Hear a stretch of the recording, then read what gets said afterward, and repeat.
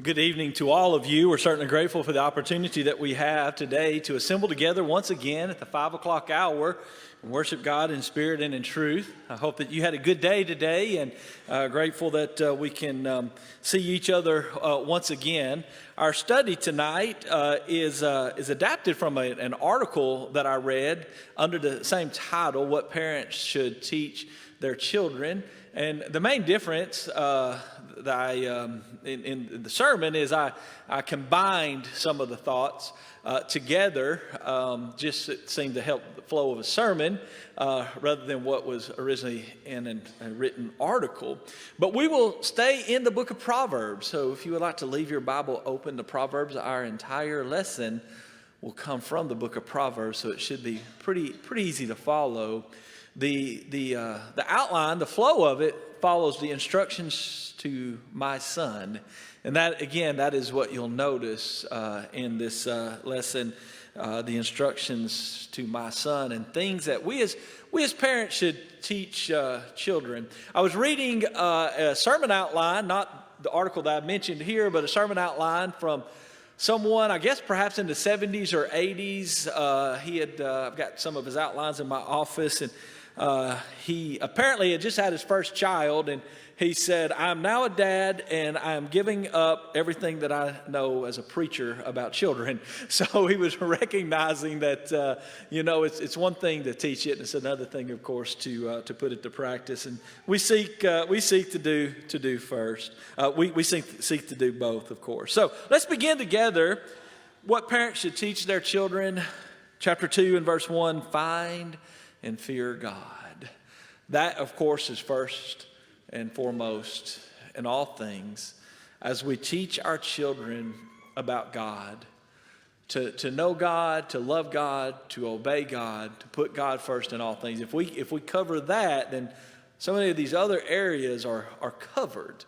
When that relationship with God is right, then the other areas, not that we give up or let off of our guard or anything like that. But we know that, when they're not with us, or when they're older and they get more freedom and they're out with friends, or even when they go out on their own, we know if they've developed their relationship with God to where it needs to be and they're held to God's standards rather than just when they're under our watchful eye, then they're more likely to do other things the right way. Proverbs chapter 2 and verse 1 beginning, "My son, if you receive my words and treasure my commands within you, so that you incline your ear to wisdom and apply your heart to understanding. Yes, if you cry out for discernment and lift up your voice for understanding, if you seek her as silver and search for her as for hidden treasure, then you will understand the fear of the Lord and find the knowledge of God." And that is where we want to begin. We want to teach our children from chapter 1 and verse 8 beginning to obey parents. And in doing this, we're teaching them, of course, to obey all people and anyone in a position of authority, as long as, of course, authority does not go against God. And that comes with time and making sure that we understand that God comes first in all things. But there is that responsibility that we have to teach our children to obey parents. Chapter 1 and verse 8, "My son, hear the instruction of your father and do not forsake the law of your mother. For they will be a graceful ornament on your head and chains above your neck." That responsibility from an early age. And I think of Ephesians here. I think of Ephesians chapter 6, verses 1 through 4, where the children, we're not going there, I'm just referencing this, have a responsibility to obey parents, but that's not likely going to happen if they're not taught by their parents from a very young age to do so and have respect for them. In chapter 4 and verse 20, "My son, give attention to my words, incline your ear to my sayings." Chapter 5 and verse 1, "My son, pay attention to my wisdom, lend your ear to my understanding." Chapter 7 and verse 1, "My son, keep my words and treasure my commands within you." Now, let's consider the other side of that, of course, is to remember to be a good example and to give godly instructions, godly advice If we really want other people to follow us, namely our children, then we need to make sure that we are leading and guiding and directing in the way that is right, because they will follow. And of course, not just children, but all people will do the same. We need to instruct our little ones to stay away from sinful people. Now, we know that when we're in the world, we're going to be around all types of people. And as we get older, we know that we want to be around those who we need to help find the Lord and obey Him. This is true. But of course, we're talking here about some when they're young, maybe, and developing their own faith in God, and how easily they could be led astray by the wrong influence. But we're also talking about as adults, of course. You know, there is a difference in if I'm seeking to use my influence for good and convert someone, or if I'm allowing them to convert me. And I need to keep that in mind. In chapter 1, in verse 10 beginning, "My son, if sinners entice you, do not consent. If they say, 'Come with us, let us lie in wait to shed blood. Let us lurk secretly for the innocent without cause. Let us swallow them alive like Sheol, whole like those who go down into the pit. We shall find all kinds of precious possessions. We shall fill our houses with spoil. Cast in your lot among us. Let us have one purse. Let us all have one purse. My son, do not walk in the way with them. Keep your foot from their path, for their feet run to evil, and they make haste to shed blood. Surely in vain the net is spread in the sight of any bird, but they lie in wait for their own blood. They lurk secretly for their own lives. So are the ways of everyone who is greedy for gain. It takes away the life of its owners."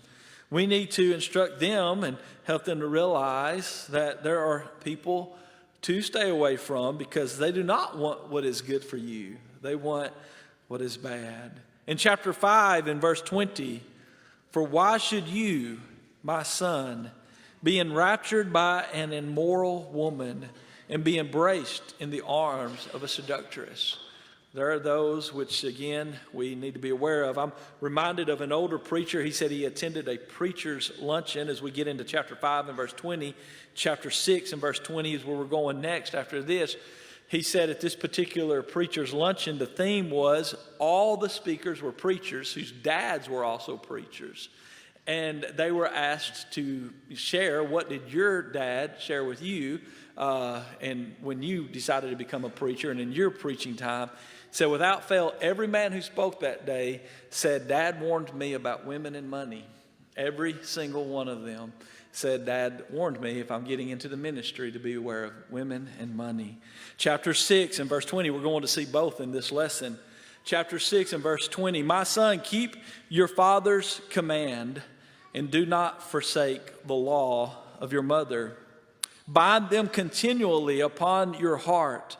Tie them around your neck. When you roam, they will lead you, and when you sleep, they will keep you, and when you awake, they will speak with you.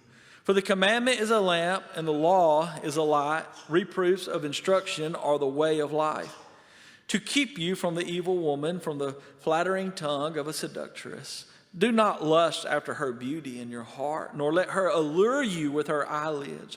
For by means of a harlot, a man is reduced to a crust of bread, and an adulteress will prey upon his precious life. Can a man take fire to his bosom and his clothes not be burned? Can one walk on hot coals and his feet not be seared? So is he who goes into his neighbor's wife. Whoever touches her shall not be innocent." There are people that we just need to stay away from. Again, if we can help to convert them, but wisely in a public place or with a group of people, because you do not want to be pulled somewhere that you do not want to go. Chapter 23 and verse 15, we need to teach our young to make wise decisions. Wisdom can come at a very early age. We sometimes think that it comes only with age, and that's not true. There are those who have lived a few more years than others who are very wise, and there are those who do not seem to be that wise. But there are those who are younger, who are who are very wise, and they've chosen to seek wisdom from a very early age and gain it through Scripture, gain it through experience perhaps, but also gain it through recognizing what others are doing. That's what Solomon says to those who were the audience in the book of Ecclesiastes. Look at my life. You don't have to do what I did. And you understand what I did that was right and wrong, and follow what I did that was right and not wrong. You don't have to make the same mistakes that I made. One of the wisest men I've ever known, dating back probably to his 20s, I believe, since I've known him, probably reads the Proverbs and the Psalms more than anybody I know. This guy reads the Proverbs and the Psalms, probably more than anybody I know. Find that wisdom. Make wise decisions. Chapter 23 and verse 15. Again, here's where I'm combining a few from the article. My son, if your heart is wise, my heart will rejoice. Indeed, I myself. Yes, my inmost being will rejoice when your lips speak right things. Think of that, bringing the good cheer to your family and to your parents, and rejoicing for making wise decisions. Verse 17, do not let your heart envy sinners, but be zealous for the fear of the Lord all the day. For surely there is a hereafter, and your hope will not be cut off. Hear, my son, and be wise, and guide your heart in the way. Do not mix with winebibbers or with gluttonous eaters of meat. For the drunkard and the glutton will come to poverty, and drowsiness will clothe a man with rags. Verse 22, listen to your father who begot you, and do not despise your mother when she is old. Buy the truth and do not sell it. Verse 23, also wisdom and instruction and understanding. The father of the righteous will greatly rejoice, and he who begets a wise child will delight in him. Let your father and your mother be glad, and let her who bore you rejoice. My son, give me your heart, and let your eyes observe my ways. For a harlot is a deep pit, and a seductress is a narrow well. She also lies in wait as for a victim, and increases the unfaithful among men. So we need to search out and make wise decisions. But again, it's not only for we're all learning, of course, from the Scriptures, and we're learning to do such, but we need to make sure we are instructing others to make these wise decisions and how to make these wise decisions. In chapter 24 and verse 13, enjoy the good things of life. You know, for some, they think Christianity is just boring and not to be desired, and there's nothing good that comes with it. I think that's just another one of the devil's lies that would have people to stay away from the Lord's church and to not go and not attend and not enjoy it. There's so much joy in being a Christian and being around God's people that we need to realize and recognize and understand. Chapter 24 and verse 13, my son, eat honey because it is good, and the honeycomb which is sweet to your taste. If it's not sinful, enjoy it and enjoy the good things of life. Again, that's what Solomon is saying throughout the book of Ecclesiastes. When you read that short book, there are things that he did. He's saying, don't do this. But then there are other things that he's doing, and he says, it's okay. So as long as it's not sinful, it is okay to do it, and there's nothing wrong with it at all. I heard a preacher say this, though, once before, and it was a very interesting observation that he made. He said, some Christians are living just enough of the Christian life to be miserable. Think about that for a minute. Some Christians are living just enough of the Christian life to be miserable. And what he meant was this, that they know enough about the Bible and God and what God would have them to do, but they're not fully committed to God. They don't want God to be all of life yet. They're not there yet. So maybe they're still going out with the wrong people, making wrong decisions, choices, sinful people. But because Scripture's in their head, they know that what they're doing is wrong, so they're not happy. They're wanting that life, but they're guilty. They feel guilty about it. but they've not fully given themselves to God to where it's of complete joy, being at church events and church fellowship. And so that's not enjoyable to them either. I think this guy was onto something. We want to give it all to God and realize that the Christian life is full of reasons to be joyful and to be happiest. The greatest life is a happy life. It doesn't mean that bad things and sad things won't happen sometimes, but there's so much joy in it that you can never understand or experience unless you give it all to God. It takes giving it all to God. It takes giving every bit of it to Him. In chapter 19 and verse 27, this one is challenging. Beware of bad advice and listening to bad advice. This one can be challenging because we sometimes do not realize that advice is bad until maybe it's a little too late. But at least maybe we can catch it and then go back and correct something. Cease listening to instruction, my son, and you will stray from the words of knowledge. My recommendation here is be one who would search out advice from a lot of different sources. That's what I've tried to do, especially when it comes to difficult questions, difficult decisions in life, maybe difficult sermon or Bible class to prepare, a difficult question asked. I usually, in searching out the answer, if I've gone as far as I can go on my own study and I'm stuck, I'm needing some help, I might reach out to anywhere from 8 to 10 or even a dozen different members of the church. Some might be preachers, but not all. Maybe some are elders, not all. Some are men, some are women. And I try to do it, though, based upon a group that I think might give different responses. Because I'm interested in hearing different responses and how they take things and how they would share their advice. So when it comes to listening to bad advice and trying to stay away from it, it can be challenging to know, hey, what is good advice and what is bad advice? Be careful with all that you hear. Proceed forward slowly with it. But also, seek out a number of people when listening to advice. Chapter 10 and verse 5, we need to not be lazy. And we need to teach our children, of course, to not be lazy. Look, if you want to come to my house this week and do everything for me, I'll probably let you if you're offering. I'm probably going to let you take care of everything. But that's not good, right? That's not good for me. That's not good for you. That's not good for other people. We need to teach people, to do it on their own. Chapter 10 and verse 5, but he who gathers in summer is a wise son. He who sleeps in harvest is a son who causes shame. Do not be lazy in these ways, but be active in all that you do. In chapter 6, verses 1 through 5, beware when you go into debt for another person. Maybe, as mentioned, not mortgaging property for the debt of another person.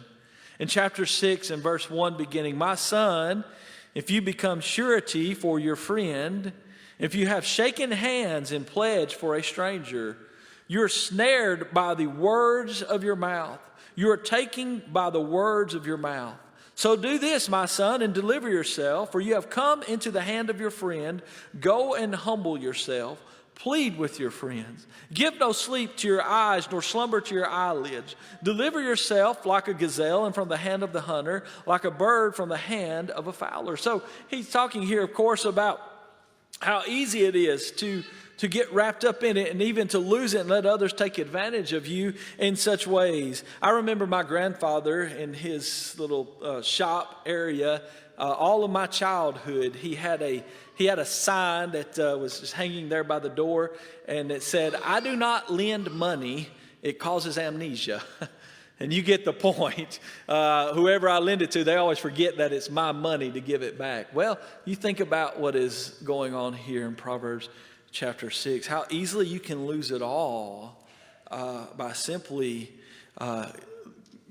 putting it on the line for another person who may never repay. With that, do not be foolish and lose your inheritance. Chapter 17 and verse 2. A wise servant will rule over a son who causes shame and will share an inheritance among the brothers. I heard a story just recently about a guy who apparently back years ago was very well known in the Denver, Colorado area. Received a large inheritance from his family, but wasted it all away. And many people took advantage of him and took it all. I mean, he had millions, according to this article. But yet he lost it all to those who were taking advantage of him, taking it away from him. And here it is. It's talked about in chapter 17 and verse 2, not to waste it away. Do not let others, through laziness or anything else, take it from you. Think with me from chapter 3. The most important we talked about is at the beginning, to find the Lord and fear the Lord. Also trust in the Lord in all things. Trust in the Lord. Proverbs chapter 3 in verse 1 beginning. My son, do not forget my law, but let your heart keep my commands. For length of days and long life and peace they will add to you. Let not mercy and truth forsake you. Bind them around your neck. Write them on the tablet of your heart. And so find favor and high esteem in the sight of God and man. Verse 5, trust in the Lord with all your heart. I've always loved verse 5. It's always been a favorite verse of mine in the Bible. Trust in the Lord with all your heart, every bit of it, all of your being, and lean not on your own understanding. You see, that is what is so important in those developmental years, teaching one to develop his own faith or her own faith in God. Trust in the Lord in all things. Lean not on your own understanding. Do not follow your own way or your own direction. In verse 6, in all your ways acknowledge him, and he shall direct your paths. Do not be wise in your own eyes. Fear the Lord and depart from evil. It will be health to your flesh and strength to your bones. Verse 9, honor the Lord with all your possessions and with the first fruits of all your increase. So your barns will be filled with plenty, and your vats will overflow with new wine. My son, do not despise the chastening of the Lord, nor detest his correction. For whom the Lord loves, he corrects, just as a father the son in whom he delights. And again, you can see a couple here, remembering the law of the parents, do not forget my law, but trusting in the Lord, being okay when there is that time that is needed for correction. The beginning and the end of the lesson tonight, trust the Lord, fear the Lord, find the Lord, chapter 3 and chapter 2. How important it is that this is always first and foremost. We have a song of encouragement selected at this time, and we want you to think about what is said in the book of Proverbs. What is said about finding the Lord, obeying the Lord, walking with the Lord all of life. And we want to ask you this evening, where is your relationship with God today? What is it like with God on this day? If you are not a New Testament child of God, we would love to help you to become one. We would love to help you to put on Christ in baptism as a believer repenting of your sins. What a joy it would be to experience that together and help one to become a new person this very evening. Or if you are, but you've not continued to trust in the Lord, you've not continued to find the Lord or fear him in obedience, you've not continued to be the godly person that God would have you to be. We would love this evening for you as a brother or sister in Christ to return and ask God for forgiveness. If there's anything at all that we can help you to do with your relationship with God, we would love for you to come and let it be known as we stand and as we sing.